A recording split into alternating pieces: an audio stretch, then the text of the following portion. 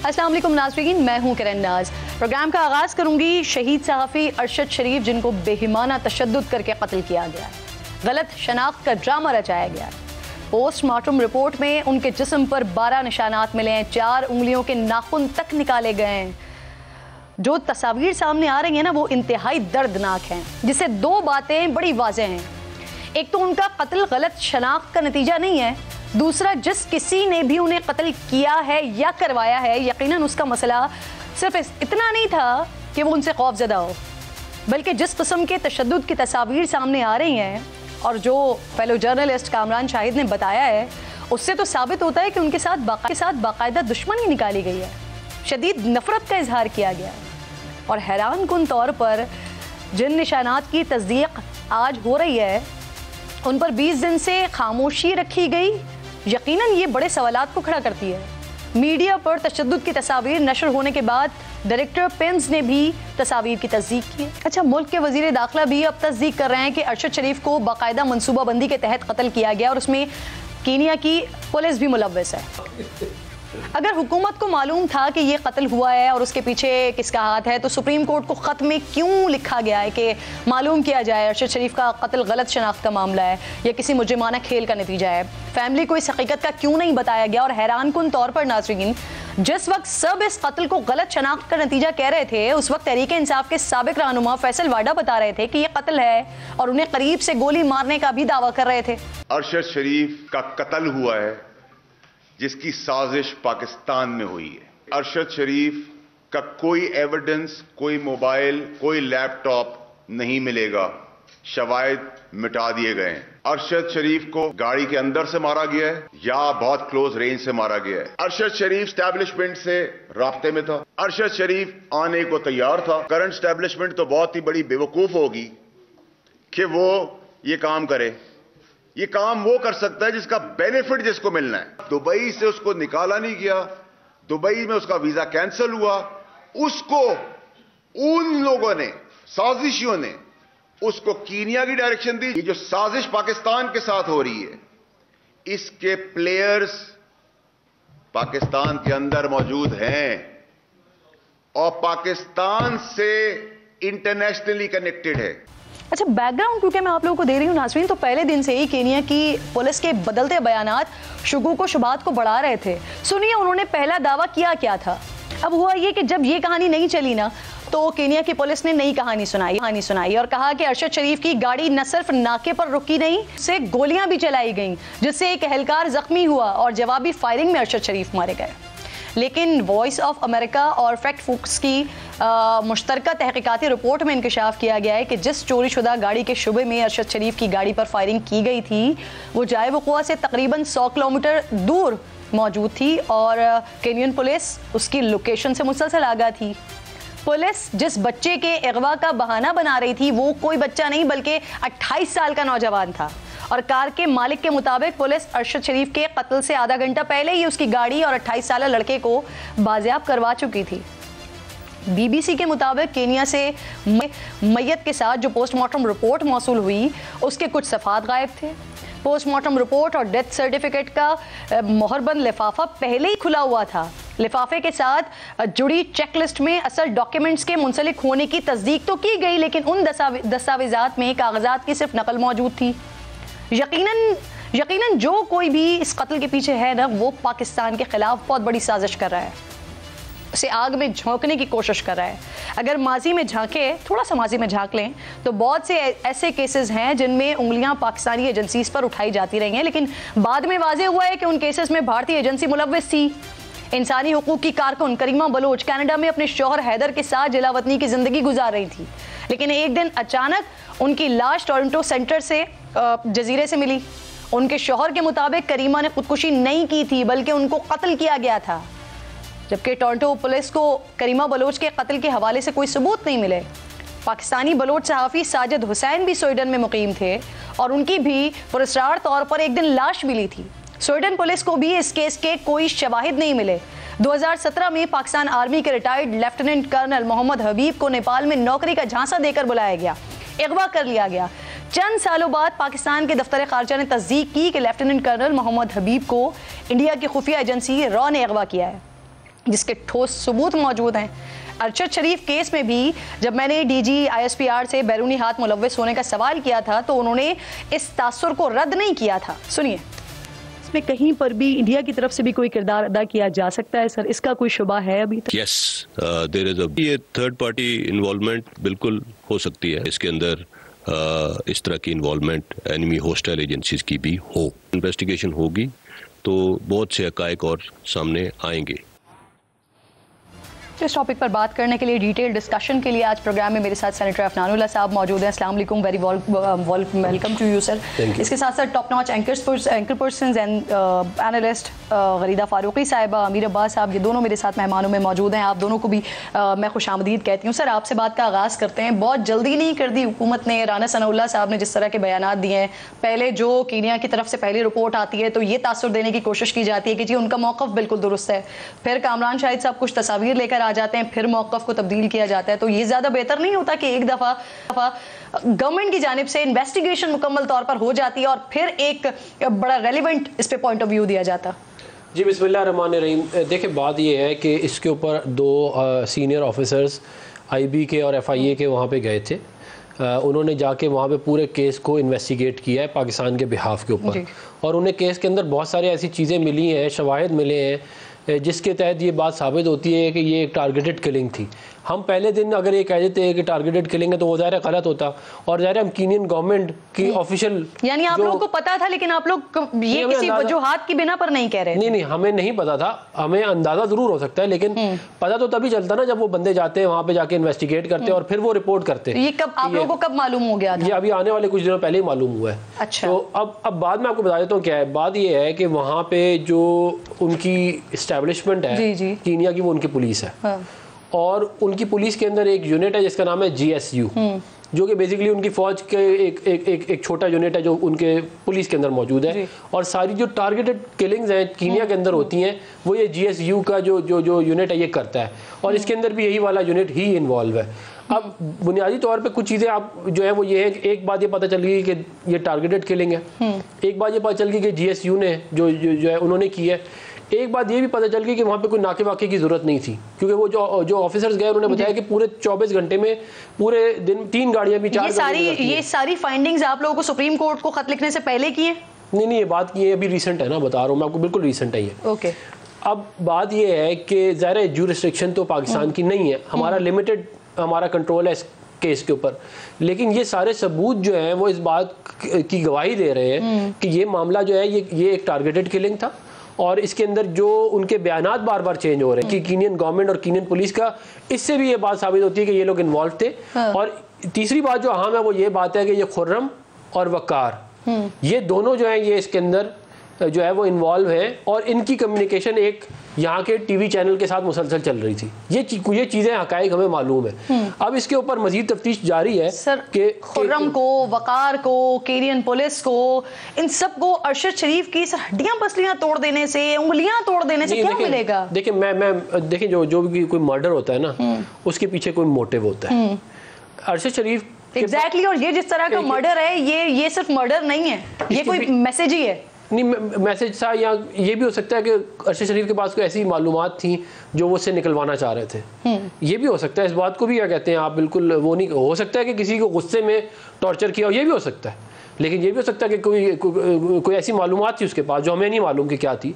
तो अब ये मज़ीद तफ्तीश होगी तो मामला जो है वो मज़ीद क्लैरिफाई करेगा। लेकिन मेरा ख्याल है कि जो 2 इम्पॉर्टेंट लोग हैं जो इसके अंदर है वो वकार और खुर्रम है, उनके ऊपर जो है वो जो कुछ गवर्नमेंट ऑफ पाकिस्तान कर सकती है वो करेगी उनके खिलाफ। अच्छा। और इसको कहीं ना कहीं, क्योंकि देखिए ये बड़ा जुल्म है, ये बहुत जुल्म है। मुझे खुद बड़ी इतनी शदीद तकलीफ हुई है जब ये बात कामरान का मैंने शो देखा और फिर अगले दिन रिपोर्ट्स आई और मैंने वो पोस्टमार्टम, बहुत तकलीफ दे बात है ये कि एक तो मर्डर होना तकलीफ देता है, ऊपर से ये पता चलना कि उस पर टॉर्चर हुआ है और शदीद, ये और ज़्यादा तकलीफ दे। तो ये जो है इसको सर किसी भी किस्म की कोई भी सबूत और शवाहिद पाकिस्तान से किसी भी किस्म की मदद के मिले हैं अभी तक की फाइंडिंग्स में?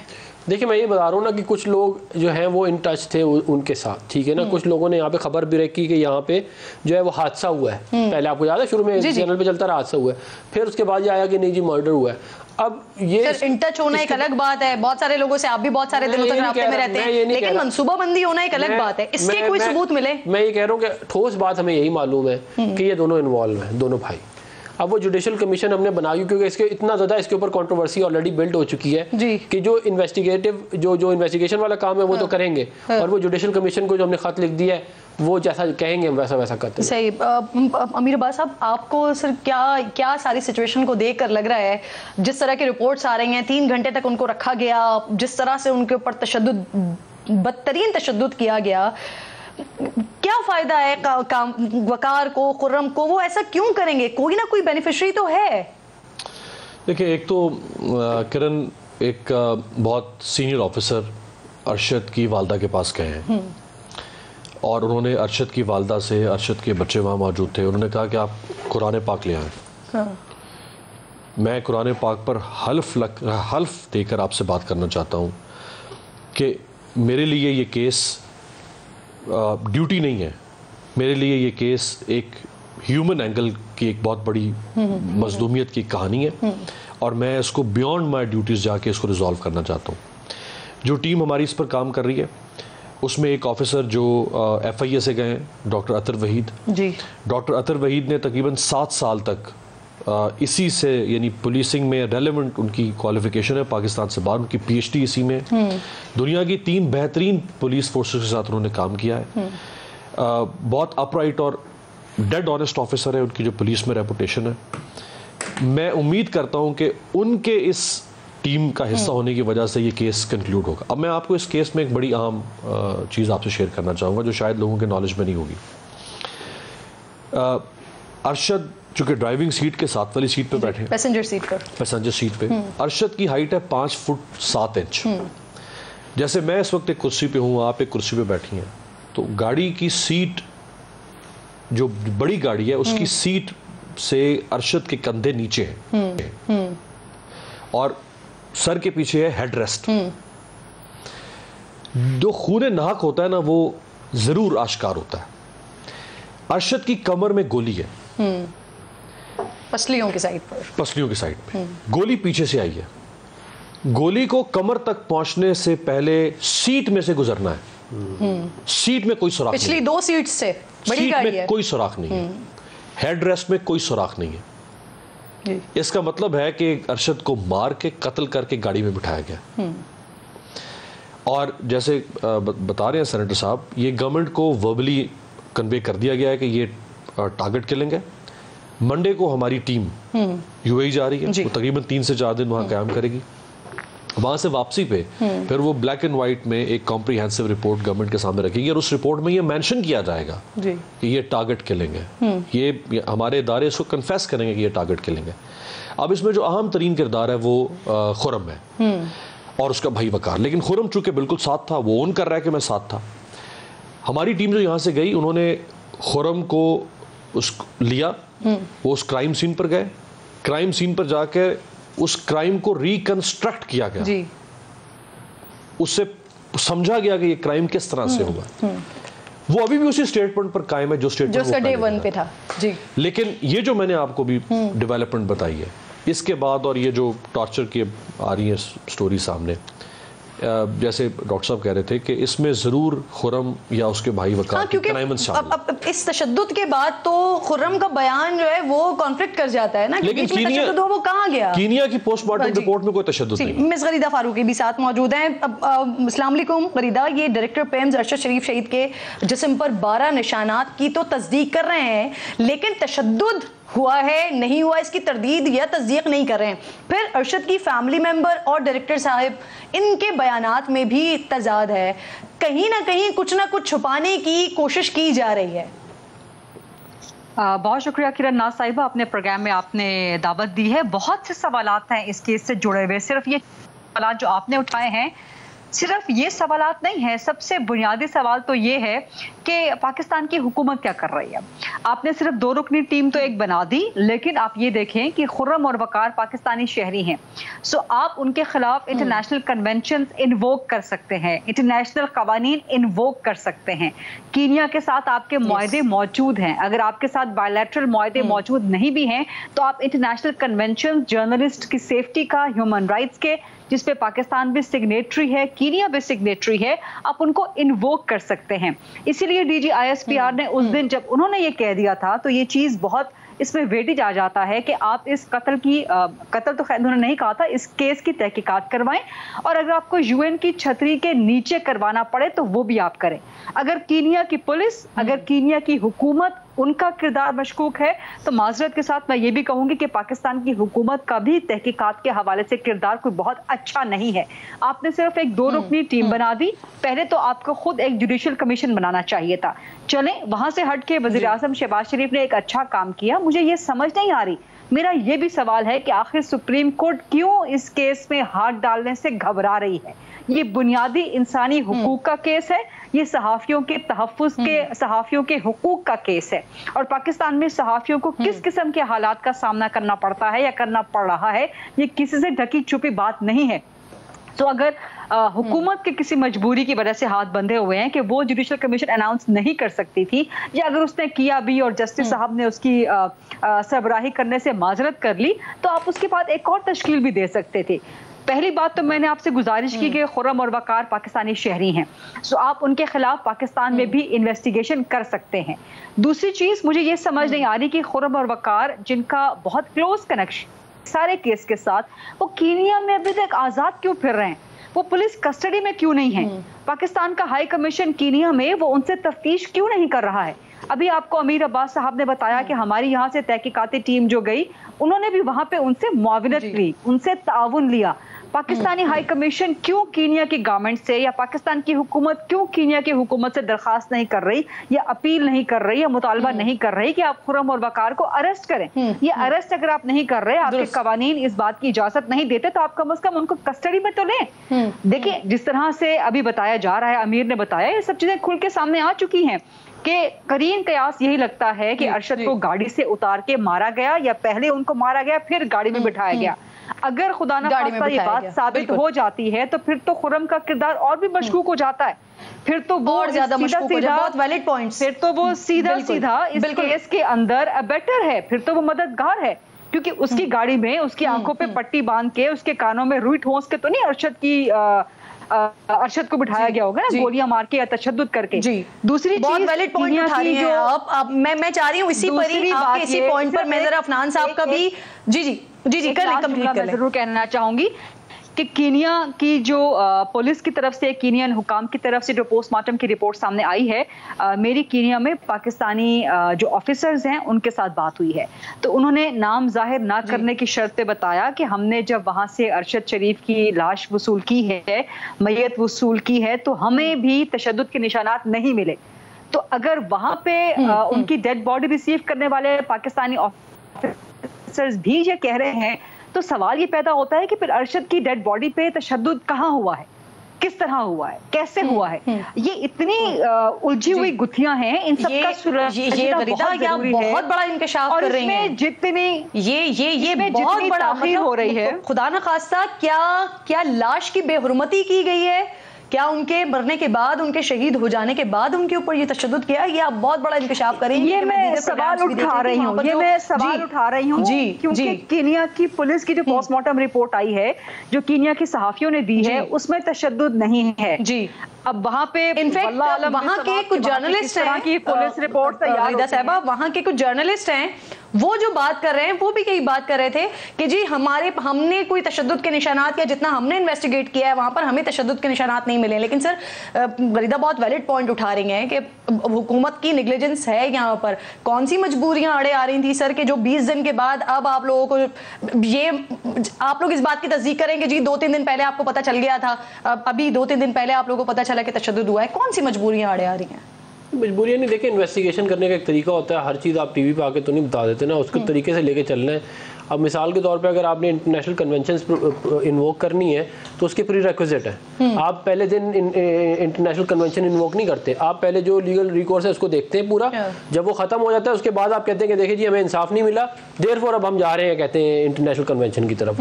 फिर देखिए जुडिशल कमीशन वाले मामले के ऊपर हमने फौरन जुडिशल कमीशन हमने फौरन खत लिखा है, हमने इन्वेस्टिगेटिव टीम फौरन भेजी है और हम इसमें पूरा का पूरा जो है हम चाहते हैं कि अरशद शरीफ की फैमिली को इंसाफ मिले।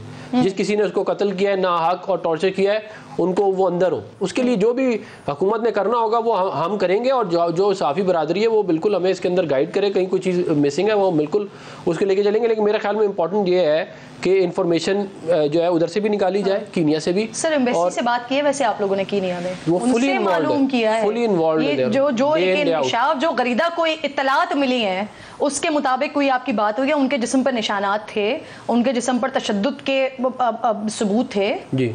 तो वो तो जो पिम्स के जो क्या कहते हैं जो जिन्होंने उनका पोस्टमार्टम किया। सर ये पिम्स के बता रहे हैं ना, मैं तो वहाँ का पूछ रही हूँ। एम्बेसी से बात की थी? एम्बेसी से तो हमारी थ्रू आउट बात चल रही है, एम्बेसी ही सारा का सारा। थे ये निशानात वहाँ पर तशद्दुद हुआ वहाँ पे उनकी रिपोर्ट के अंदर जो है वो नहीं है, लेकिन इधर की रिपोर्ट में है।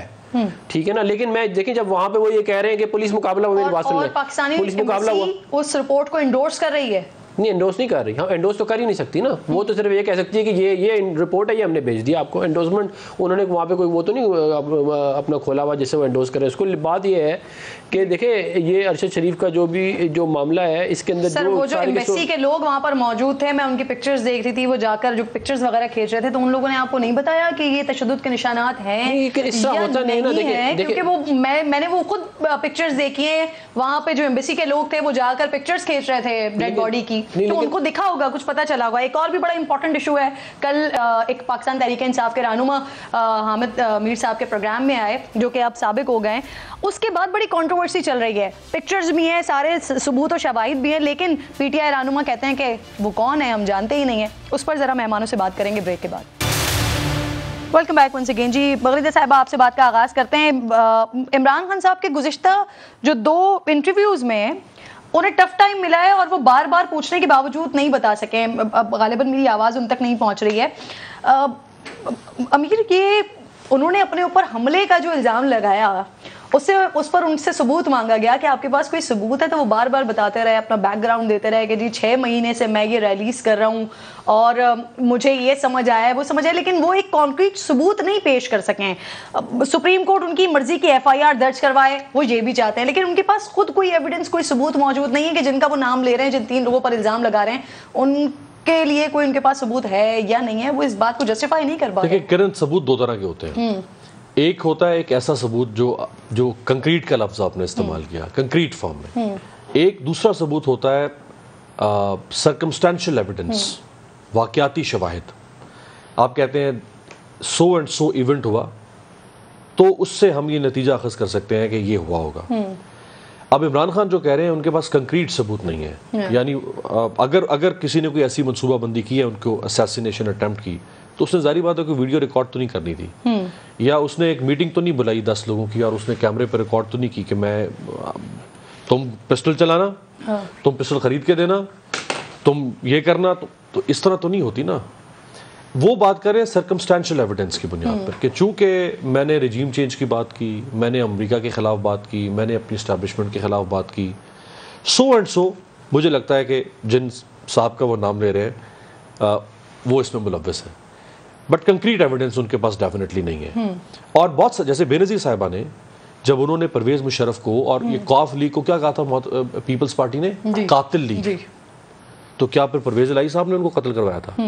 जो मार्क सीगल को ईमेल की बेनज़ीर साहिबा ने, तो वो जो उन्होंने कॉफ लीग और परवेज़ मुशर्रफ को जिम्मेदार ठहराया था, वो सर्कमस्टेंशियल एविडेंस पे ठहराया था कि परवेज़ मुशर्रफ मुझे वापस पाकिस्तान आने से रोकना चाहता है, मैं परवेज़ मुशर्रफ के रजीम के लिए थ्रेट हूँ, मेरे ऊपर कारसाज पे हमला हुआ है, परवेज़ मुशर्रफ की हुकूमत थी, सो एंड सो मैं कंक्लूड करती हूँ कि मेरी जान को अगर खतरा लाक हो सकता है तो वो परवेज मुशर्रफ से या उस जमाने की वफाकी हुकूमत से हो सकता है। सो इमरान खान सर्कमस्टेंशियल एविडेंस की बुनियाद पर ये बात कर रहे हैं, उनके पास कोई कंक्रीट एविडेंस नहीं। सही। अच्छा अफनान साहब, मियां नवाज शरीफ से वज़ीर आज़म साहब की मुलाकात हुई और फिर उसके बाद तैनाती के हवाले से मुशावरत मुकम्मल होने की खबरें आ रही हैं, तो ये मुशावरत सिर्फ लंदन तक महदूद है या जो आपके इत्तेहादी हैं उनके साथ भी मुशावरत हो गई है, और आने वाले हफ्ते में क्या ये तैनाती हम देख रहे हैं?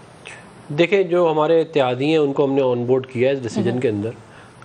प्राइमरीली जो है इसको ड्राइव मियां मोहम्मद नवाज शरीफ साहब कर रहे हैं, और उन्होंने जो है वो प्राइम मिनिस्टर के साथ जो है वो एक हो गया है, और वो फैसला इसके ऊपर पहले का हुआ था अभी भी, लेकिन उसको एंडोर्समेंट मिल गई है।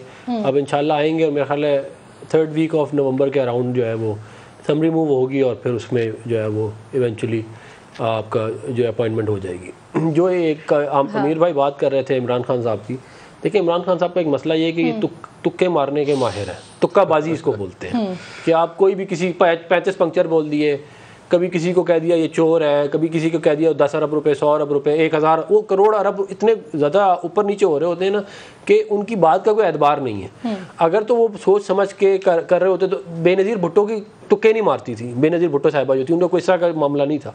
तो इमरान खान की बात इसलिए ज़्यादा मशकूक है, लेकिन जो है वो अगर उनके पास कोई एविडेंस है तो उनको वो लेके आना चाहिए, बजाय इसके कि पॉपुलिस्ट देखिए हर चीज़ के अंदर सियासत नहीं होनी चाहिए। अच्छा, कुछ इस तरह की इत्तलात आ रही है कि फॉर्मूला जो है वो सीनियर मोस्ट का तय हुआ है, ऐसे ही? देखिए नहीं, मैं इसके ऊपर कोई कमेंट नहीं करूंगा। ये मैं आपको बता दूं कि इंशाल्लाह जो मेरिट पे होंगे, जो बेस्ट होगा पाकिस्तान के लिए, वो इंशाल्लाह अपॉइंट होगा।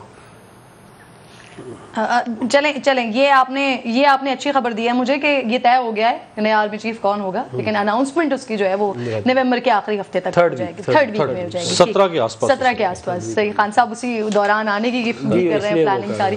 गरीदा है साथ मौजूद, मेरी आवाज़ उन तक पहुंच रही है। गरीदा, इमरान खान से फिर वही बातें दोहराने लगे, नवाज शरीफ उसे आर्मी चीफ लगाना चाहते हैं जो उन्हें फ़ायदा दे सके, हालांकि उन्हीं के लगाए गए चीफ की अपनी हुकूमत में बड़ी तारीफें भी खान साहब करते रहे। इस तरह के बयानात से क्या लगता है आपको, खान साहब को हासिल क्या होगा? कुछ भी हासिल नहीं होगा इमरान खान साहब को। अब तक उन्होंने क्या हासिल कर लिया है? जब से उनकी हुकूमत गई है 10 अप्रैल 2022 से, उसके बाद से अब तक इमरान खान साहब ने क्या हासिल किया है? सियासी एतबार से, इंतखाबी एतबार से हम अलग बात कर लेंगे, वो डिबेट अलग हो जाएगी। सियासी एतबार से इमरान खान साहब ने अपनी साख को, अपनी इंटेग्रिटी को, अपने सच होने के बयानिए को नुकसान पहुंचाया है, मजीद से मजीद नुकसान पहुंचाया है। सबसे पहले आपका रेजिम चेंज का जो बयानिया था वो बिल्कुल एक्सपोज हो गया, वो धड़ाम से ज़मीन पे गिर गया जब आपकी ऑडियो लीक्स सामने आ गई। पाकिस्तान में आप बात करते हैं पाकिस्तान के सहाफ़ियों से, मनपसंद सहाफ़ियों को जो आप इंटरव्यूज़ देते हैं, पाकिस्तान में जिन सहाफ़ियों से आप मुलाकात करते हैं, प्रेस कॉन्फ्रेंसेस करते हैं, तो आप America America America, regime change, इसका नाम लेते, इसकी रट लगाते थकते नहीं हैं। लेकिन जब आप अमेरिका में बात करते हैं, CNN से बात करते हैं, अमेरिकी एंकर से बात करते हैं, अमेरिकी सहाफ़ी को देते हैं आप इंटरव्यू, तो वहाँ पे अमेरिका का नाम तक नहीं लेते, आप रेजिम चेंज की बात तक नहीं करते। आप ये कह के आगे बढ़ जाते हैं कि जी when my government was disposed of, जब मेरी हुकूमत गिराई गई थी, क्यों गिराई गई थी, कैसे गिराई गई थी। बहरहाल सो कहने का मकसद ये है कि इन बयानात से इमरान खान साहब को हासिल कुछ नहीं होगा। अलबत्ता खान साहब को इतना एहसास जरूर करना चाहिए कि वो पाकिस्तान के एक साबिक वज़ीर आज़म रहे हैं, पाकिस्तान की एक बड़ी सियासी जमात के सरबराह हैं, और अगले माशाल्लाह कई सालों तक वो इसके सरबराह रह सकते हैं या रहेंगे। सो उन्हें इदारों के बारे में, इदारों के सरबराहान के बारे में इस किस्म की गुफ्तगू करते हुए खुदारा अब तो आपको होश के नाखून लेने चाहिए। आप इसको सिर्फ और सिर्फ माजरत के साथ अपनी सियासत के लिए इस्तेमाल कर रहे हैं। आज भी इमरान खान साहब ने जो बयानात दिए हैं कि नवाज शरीफ वो बंदा आर्मी चीफ लगाएगा जो उनको फायदा पहुंचाए, यानी कि आप फिर बता दीजिए ना कि जो सीनियर मोस्ट की जो आप बात कर रही हैं किरण नाज साहिबा, और जो 5 नाम जाएंगे, तो आपको कैसे मालूम कि वो 5 के नाम नवाज शरीफ को फायदा पहुंचाने वाले हैं? इसका मतलब ये हुआ कि आप जो आर्मी की टॉप लीडरशिप है, आप उन सबको दागदार कर रहे हैं, या जितने भी उसके बाद आने वाले उनके नीचे कोर कमांडर्स है। देखिए आर्मी चीफ सिर्फ एक फर्द वाहिद नहीं होता, उसके नीचे कोर कमांडर्स होते हैं, उनके नीचे ब्रिगेड्स होती हैं, उनके नीचे पूरी फौज होती है, और पूरी फौज का जो सेंट्रल चेन ऑफ कमांड होती है वो अपनी आर्मी चीफ की तरफ देखती है। ये सबको मालूम है, खान साहब को बहुत अच्छी तरह से मालूम है। सो आप जब आर्मी चीफ के हवाले से या आर्मी चीफ के उम्मीदवार को दागदार करने की कोशिश करते हैं, आप ये नहीं कह सकते कि जी हम इंडिविजुअल को अलग रख रहे हैं और हम फौज के तो साथ हैं, हम इंडिविजुअल्स के साथ नहीं हैं। आप ये काम नहीं कर सकते, और वो भी जबकि आपका सियासी फायदा वाज़े तौर पे नजर आ रहा हो। इस वक्त तो किसी को नहीं मालूम ना कि जो नाम सामने आएंगे, जो लिस्ट भेजी जाएगी, बावजूद इसके कि अभी तक समरी मूव नहीं हुई है, किसी को नहीं मालूम कि कौन आर्मी चीफ बनेगा और क्या कोई एक्सटेंशन भी कार्ड्स पे हो सकती है। ऑप्शन तो कानूनी एतबार से मौजूद है ना, कानून तो बना हुआ है, पार्लियामान ने कानून बना रखा है, इमरान खान साहब ने खुद कानून बनाया था जी। तो आप ये कहने की या आप ये एक दागदारी करने की कोशिश कर रहे हैं कि जी जो भी आर्मी चीफ लग गया उन पांचों में से या एक्सटेंशन का ऑप्शन भी यूज हो गया तो वो नवाज शरीफ को फायदा पहुंचाने के लिए, इसका मतलब है कि आप आर्मी चीफ और उनकी चेन ऑफ कमांड के नीचे इंक्लूडिंग आईएसआई, क्योंकि आईएसआई भी जाहिर है फौज का ज़ेरी इदारा है, ठीक है वो। अच्छा मैडम, इसका अनदर एंगल ये भी है ना कि फिर आप खुद क्योंकि जा रहे हैं, आप खुद इलेक्शंस जा रहे हैं, आप खुद आना चाह रहे हैं, तो फिर आप चाह रहे हैं कि अपनी मर्जी का हो, यानी कि आपको फायदा पहुंचाए। एक अफरान साहब से बस एक लास्ट क्वेश्चन सर, मियां साहब को सिफारती पासपोर्ट जारी हो गया है, कब तक मुतवक्का है उनकी आमद? देखिए मेरा अंदाजा ये कि जनवरी में इंशाल्लाह। अच्छा, दिसंबर में भी नहीं, नए साल में आएंगे? देखिए हो सकता है दिसंबर में भी, एंड ऑफ दिसंबर, बड़ा मेरा अपना अंदाजा ये है कि जनवरी में आएंगे। सही, बहुत बहुत शुक्रिया आप तीनों मेहमानों का प्रोग्राम में साथ मौजूद थे। ले रही हूँ रोकड़ी साहब का जो मैंने पहले हवाला दिया था, उनके हवाले से डिस्कस करूंगी ब्रेक के बाद। वेलकम बैक वंस अगेन जी। कल से एक और बड़ा अहम मामला ज़ेर बहस है, मेजर रिटायर्ड खुर्रम रोकड़ी के हवाले से, जिन्होंने हामिद मीर साहब के प्रोग्राम में कुछ इंकशाफात किया। उसके बाद पाकिस्तान तहरीक इंसाफ के लोगों ने उन्हें पहचानने से ही इनकार कर दिया, लेकिन कुछ विजुअल्स, कुछ तस्वीर ऐसी सामने आई हैं जिससे ये साबित होता है कि वो पाकिस्तान तहरीक इंसाफ के मेंबर हैं, और इनफैक्ट फिर पार्टी की तरफ से उनके टर्मिनेशन का लेटर भी निकाला गया। प्रोग्राम में मधु किया आज हमने, फोकल पर्सन है इमरान खान के सलमान अहमद साहब, बहुत शुक्रिया आपका। अस्सलाम वालेकुम सलमान दीजिए। ये मेजर खुर्रम हमीद रोकड़ी साहब ने दावा किया है कि आपने उनके साथ मिलकर मेजर जनरल फैसल नसीर से मुलाकात की और इमरान खान का पैगाम पहुंचाया, तो क्या आपने मुलाकात की? खान साहब की हिदायत पर यह मुलाकात हुई? मैं मेजर खुर्रम रोकड़ी को 2020 में नमल के एक इवेंट में मिला था 2020 में, और मैं कोविड-19 का एम्बेसडर हूँ, तो उस सिलसिले में इनसे गुफ्तगू हुई। जो खुर्रम ने हामिद मीर साहब के शो पे जो बातें की हैं, लेकिन वो बिल्कुल दुरुस्त नहीं है, और उसका मैं आपको बताता हूँ 1 बाय 1 क्या है कि चेयरमैन इमरान खान की मेजर खुर्रम से 1 साल से ज़्यादा किसी भी टॉपिक या इशू पे गुफ्तगू नहीं हुई, ठीक है। दूसरा, जो इन्होंने मीटिंग सेटअप की मेरी, इनकी और मेजर जनरल फैसल नसीर की, वो इन्होंने इनिशिएट की थी, ना मैंने इनको कहा था, ना चेयरमैन इमरान खान ने मुझे कहा था कि ये मीटिंग सेटअप करो।